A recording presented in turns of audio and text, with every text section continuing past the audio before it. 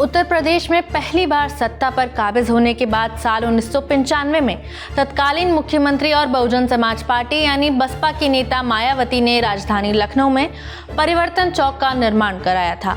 ये चौक यूपी की राजनीति में आए बदलाव का प्रतीक है। करीब 30 साल बाद फिर से ये जगह प्रदेश की राजनीति में एक नए बदलाव की गवाह बनी, लेकिन ये बदलाव बसपा के पैर की जमीन छीन सकता है। 10 मार्च 2025 चौक और इसके आसपास का इलाका नीले झंडों और बैनर्स से पटा हुआ था। माहौल वैसा ही था जैसे आमतौर पर बसपा की रैलियों के दौरान दिखता है, लेकिन इस बार परिवर्तन चौक पर जुटने वाले कार्यकर्ता बसपा के नहीं बल्कि आजाद समाज पार्टी काशीराम यानी आसपा के थे, जो दलितों, आदिवासियों, मुसलमानों और पिछड़ों पर कथित अत्याचार के खिलाफ प्रदर्शन के लिए जमा हो रहे थे। इस प्रदर्शन के क्या मायने थे, कैसे ये यूपी की राजनीति में होते बड़े बदलाव की एक झलक माना जा रहा है, समझेंगे इंडिया टुडे मैगजीन में छपी आशीष मिश्र की रिपोर्ट के जरिए। नमस्ते, मेरा नाम खुशबू है और आप देख रहे हैं इंडिया टुडे हिंदी।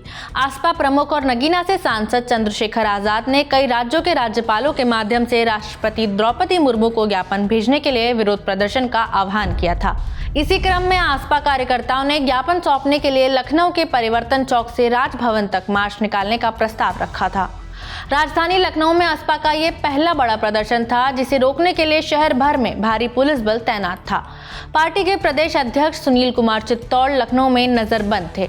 राष्ट्रीय अध्यक्ष चंद्रशेखर आजाद को बिहार से वापस आते वक्त चंदौली सीमा पर ही रोककर दिल्ली भेज दिया गया। परिवर्तन चौक पर प्रदर्शन कर रहे कई कार्यकर्ताओं को पुलिस ने हिरासत में ले लिया। शहर भर में अफरा तफरी के माहौल के बीच आसपा कार्यकर्ताओं ने लखनऊ जिला प्रशासन को ज्ञापन सौंप ही दिया।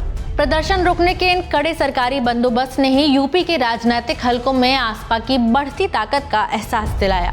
ये पार्टी उस वक्त नजरों में आ गई थी जब इसके नेता चंद्रशेखर आजाद ने 2024 के लोकसभा चुनाव में नगीना लोकसभा सीट पर भाजपा उम्मीदवार ओम कुमार को हराया था।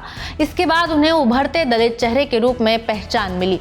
इसी चुनाव में आसपा के एक अन्य उम्मीदवार अमरजीत सिंह ने डुमरियागंज संसदीय क्षेत्र में 80,000 से ज्यादा वोट हासिल किए। 2024 के लोकसभा चुनाव में नगीना और डुमरियागंज ही दो ऐसी सीटें थी जिन पर बसपा चौथे स्थान पर थी, जबकि अन्य सीटों पर यह पार्टी तीसरे स्थान पर रही थी।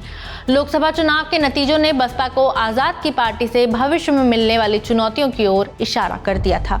6 महीने बाद नवंबर 2024 में हुए विधानसभा उपचुनाव में भी उनकी पार्टी ने बसपा को चौंका दिया था। मुजफ्फरनगर की मीरापुर और संभल की कुंदर की सीट पर आसपा उम्मीदवारों ने तीसरा स्थान पाने के साथ बसपा को 5वें स्थान पर धकेल दिया था। मायावती की ही तरह चंद्रशेखर भी शुरुआत में बाकी जातियों के प्रति तीखे तेवर दिखा रहे हैं, लेकिन सर्वमान्य होने के लिए उन्हें भी मायावती की तरह उदार राजनीति का ही रुख करना पड़ेगा। तभी अनुसूचित जाति वर्ग के अतिरिक्त वोट बैंक को अपनी तरफ जोड़ा जा सकेगा।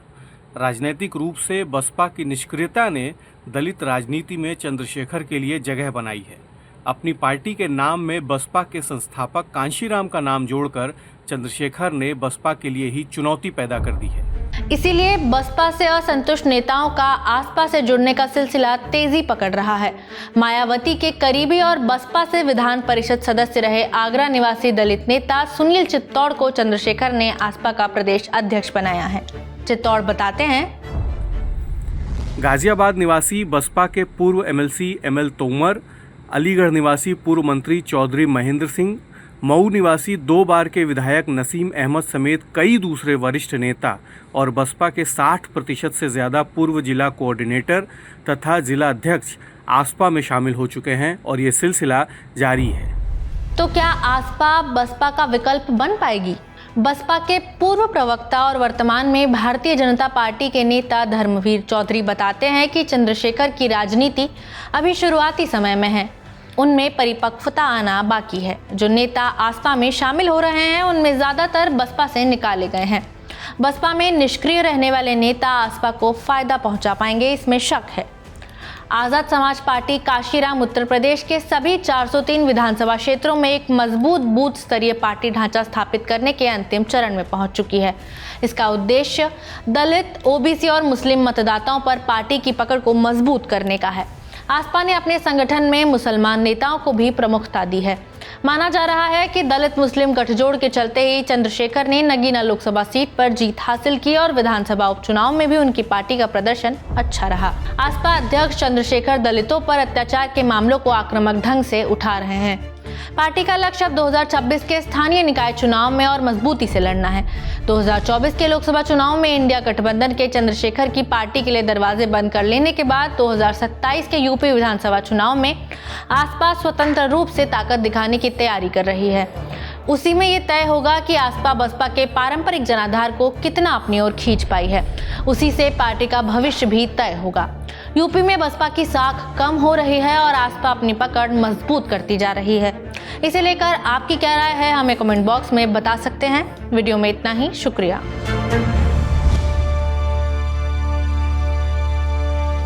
इसी तरह की तसल्ली से भरी हुई एक्सक्लूसिव रिपोर्ट्स देखने के लिए सब्सक्राइब करें इंडिया टुडे हिंदी का यूट्यूब चैनल और बेल आइकन जरूर प्रेस करें ताकि वीडियो अपलोड होते ही आपको खबर हो जाए।